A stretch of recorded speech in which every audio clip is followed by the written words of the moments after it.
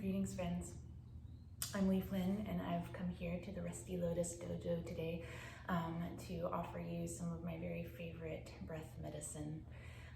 The particular practice that I want to offer you today has been extremely useful to me. I use it usually first thing in the morning is my favorite time to do it, but it is a way to establish a cord of connection, a lifeline of connection to infinite source energy. So if you feel like some infinite source energy and white light would be of use to you in your present circumstances, then please do come along with me for a little practice in this breath.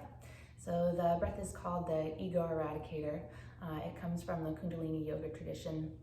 And the Kundalini tradition has a lot of really short practices that can be quite intense, but they're like, I don't know, they're like magic bullets, I think of them.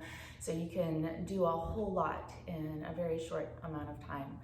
So this practice is recommended to do anywhere from 1 to 3 minutes. You can start off at 1 minute and then build up. I also just want to note that this practice is not for everybody. So if you get going with it and you find that it does not feel right for you, especially if you have a heart condition or any kind of special condition, just really be gentle with yourself and take it slowly at first. And if you don't feel like it's right, then it might not be your medicine. For those of you who it is your medicine, make sure you get it out and use it. All right, so the breath involves, it's got a few different parts to it. The breath itself is a breath of fire. So a breath of fire is a light, rhythmic inhale and exhale through the nose. All right, so it looks and sounds like this.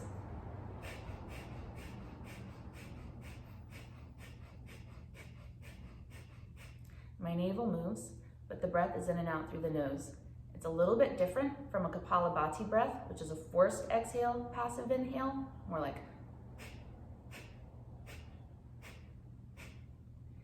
So it's important with the breath of fire, with the ego eradicator, that you use a breath of fire. So that means the light rhythmic inhale and exhale through the nose. If you start to feel lightheaded or dizzy, it can be a sign that you're not getting enough inhale. All right, so if you start to feel lightheaded, one thing that you can do is emphasize the inhale a little bit more, just making sure that you are getting enough oxygen so that you don't have to pass out. All right, so the second part of it is an arm position. So we take the arms up into the shape of a Y, like a wide V, like so. We're gonna touch the fingertips to the pads of the palms. The thumbs are alive and active. The arms are at about a 60-degree angle here. It's like my little bird up there. So they're not straight out to the sides, but up a little bit.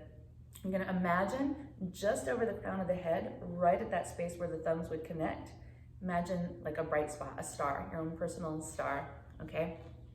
So the breath is done with the eyes closed, and close your eyes, slight tuck of the chin, tune in to the center of your brow, and we'll start together with a full deep inhale through the nose,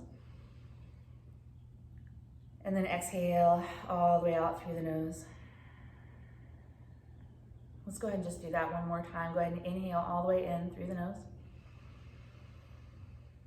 You can imagine extending energy up into that spot above the crown. And then exhale all the air out. At the end of the exhale, you might feel your navel squeeze back towards your spine. And then just take a regular inhale. Begin breath of fire.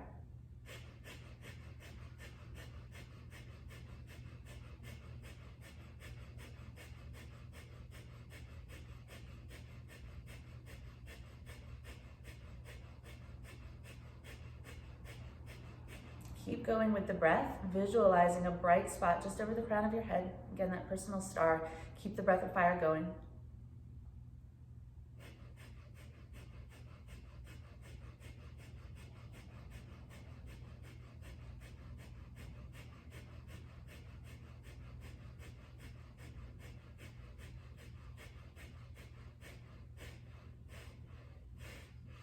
Slow the breath down to exhale completely.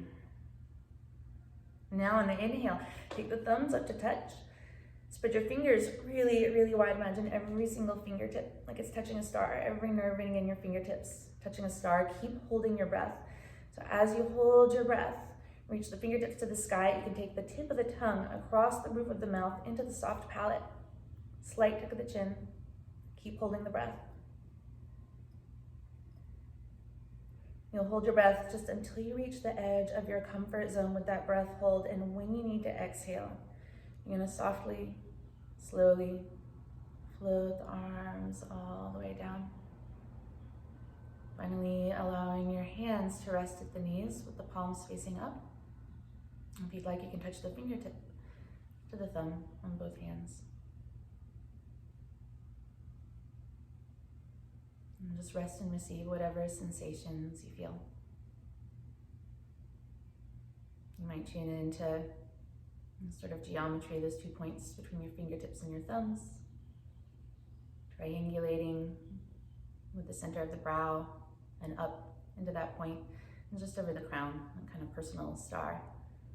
Call it the heavenly transpersonal point.